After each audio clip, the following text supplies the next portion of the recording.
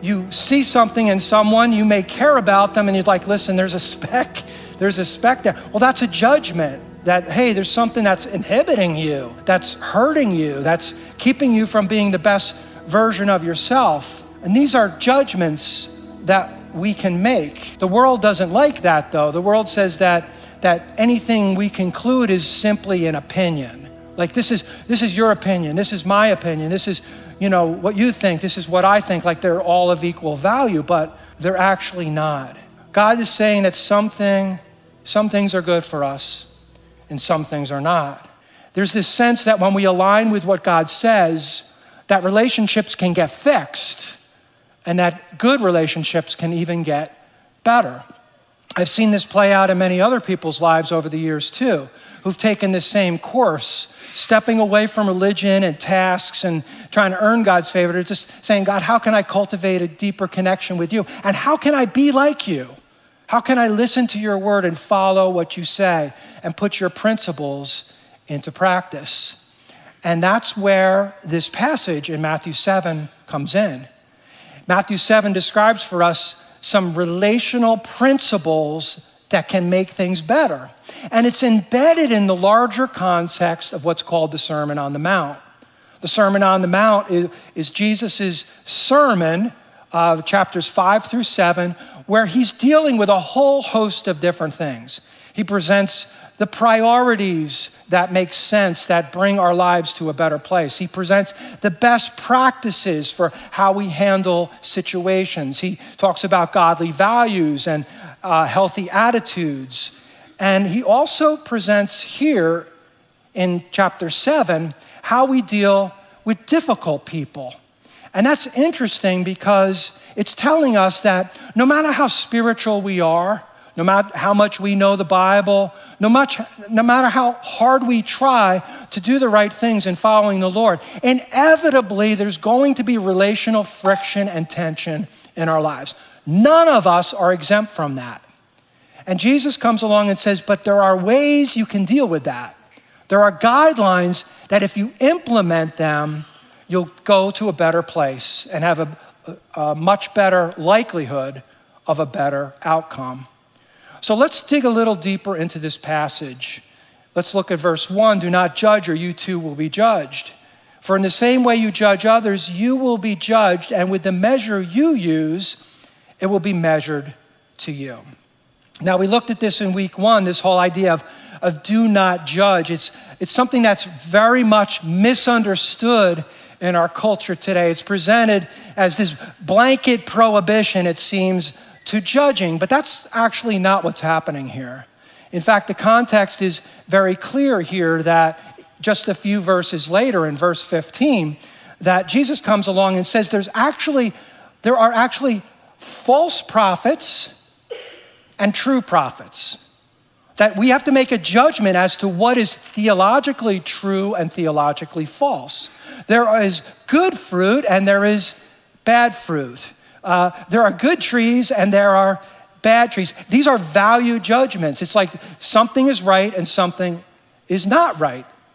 And that's true throughout Scripture. Some things please him and some things don't. Some things are good for us. Some things are not good for us.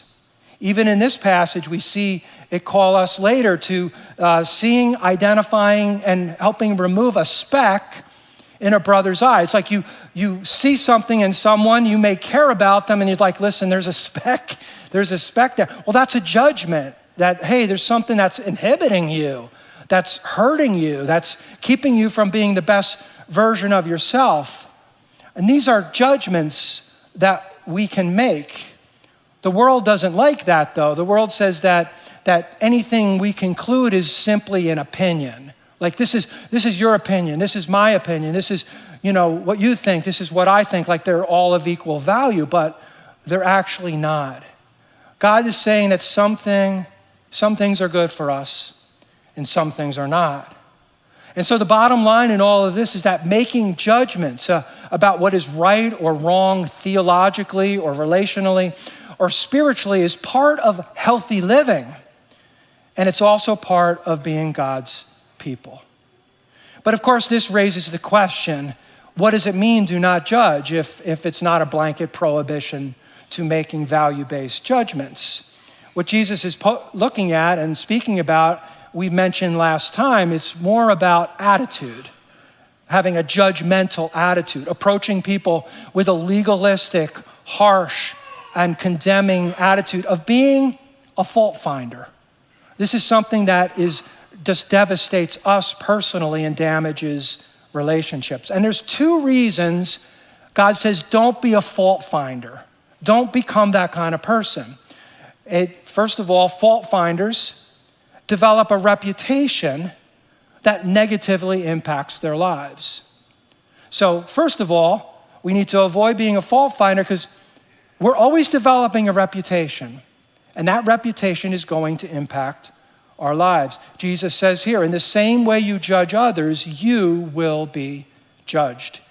Here Jesus is saying that harsh, negative, or legalistic attitudes, a fault-finding person will be judged first by their peers, by the people around them who witness our attitude. And I've seen this happen over the years. When I graduated college, my first job out of college was in the insurance industry, and I paid medical claims, and there were about 70 people in the office at the time. And I remember going in, and I was starting to get into the job, and I was working the job, and then I realized that every time there was a break or it was lunchtime, there were a group of people that would gather around certain specific desks in the office, and they would all kind of just hang out and cluster together. And I was like, wonder what's going on there, just all gathering together around someone's desk. And I learned later that it was actually all about the office gossip session. It was all about people, and they were talking about other people. Like, what did they wear? Did you see what they wore? Oh man, that's crazy. Or their work, or the work that they did do or didn't do, or some idiosyncrasy about them. Something negative was always coming out, something they thought was strange, and they would laugh about that person.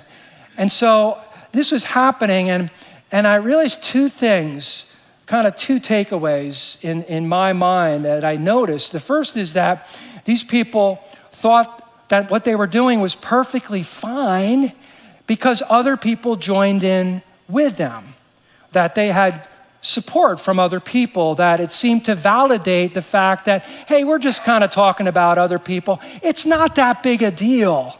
It's not that big a deal. It's just, we're laughing at other people's expense. That's true, but it's just entertainment. It's not really something to get really worked up about.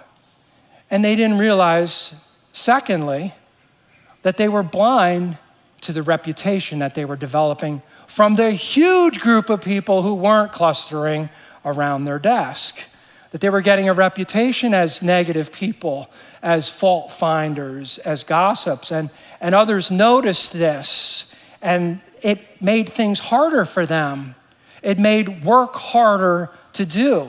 It made them less efficient. It also strained relationships unnecessarily.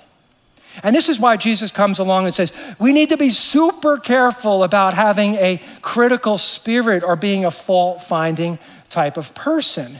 Because ultimately, even if no one tells us, because they don't have it takes courage to approach somebody and say, listen, you guys are just like sitting around gossiping. Like, since a lot of people are like, I'm not even getting into that type of thing. But even if no one approaches us and tells us that that's the case, it's affecting us in a negative way, and we don't often even see it. The second reason we need to avoid being a fault-finding person is this, that God will judge us according to the standards we use to judge others.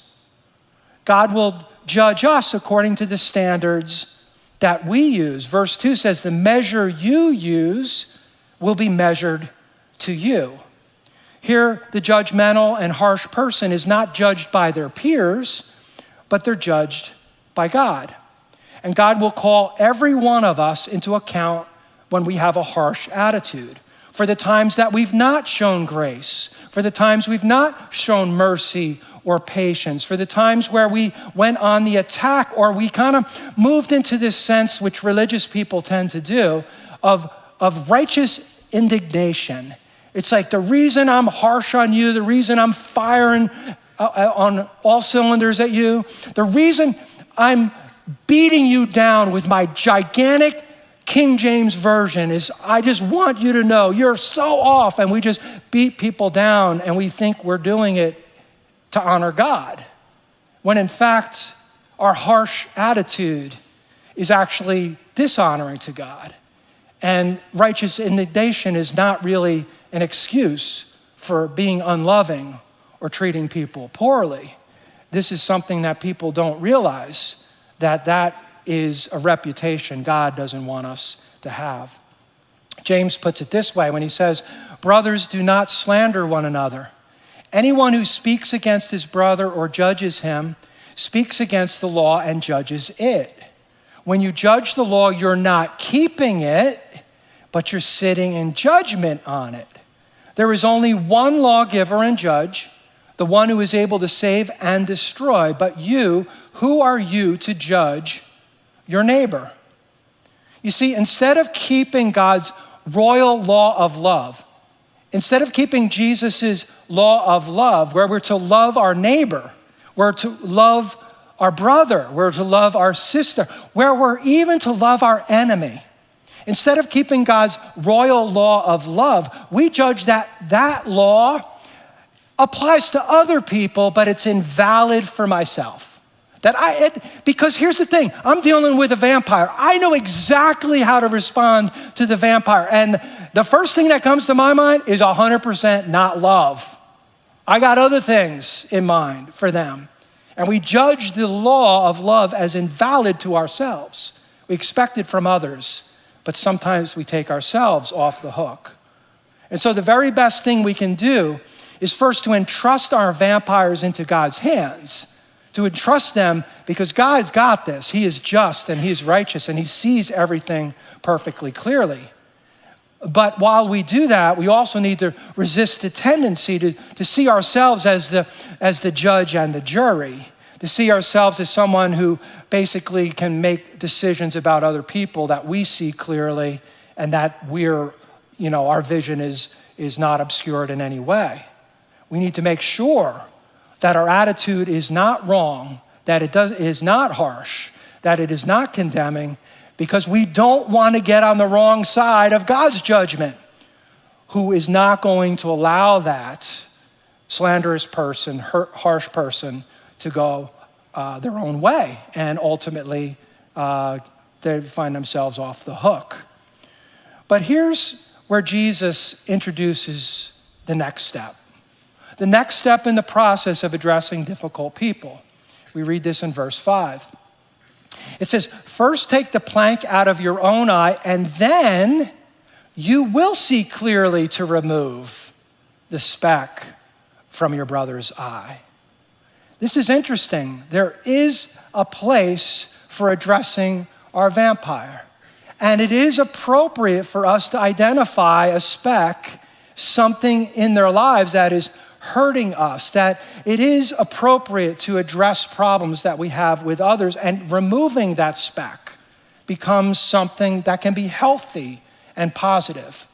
That there are things that we might see in others that they don't see, and that we can actually help them identify that so that they become the person they can be, so that they kind of achieve all that God intended, that their best interests are realized. And that involves specks. It involves sawdust. It involves identifying things that are hurting them physically, emotionally, relationally, and how they themselves treat others. But the key to all of this is that we need to see clearly first. We need to see clearly first. We need to see clearly so we're prepared, so we're gentle, so that we're careful in addressing relational problems.